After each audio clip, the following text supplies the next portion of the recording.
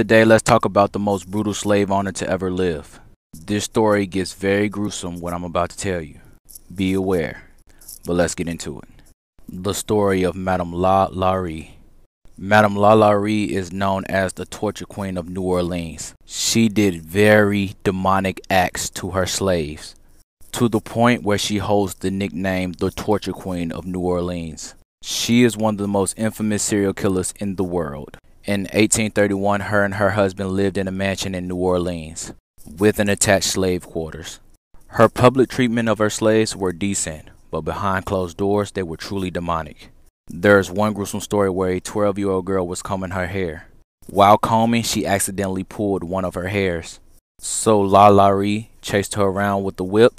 The young lady jumped off the rooftop mansion rather than await the torturing that was waiting for her.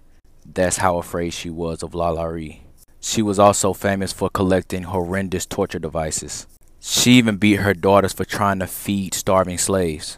Now let's get into horrendous crimes. She would stuff animal feces in her own slave's mouth and then sew them shut.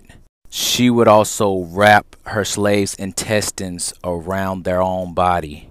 She once had the arms of a woman amputated and her skin peeled off in a circular fashion to resemble a caterpillar. The limbs of another slave were broken at odd angles so that they could resemble a human crab. She also had a 70-year-old female slave chained to a stove.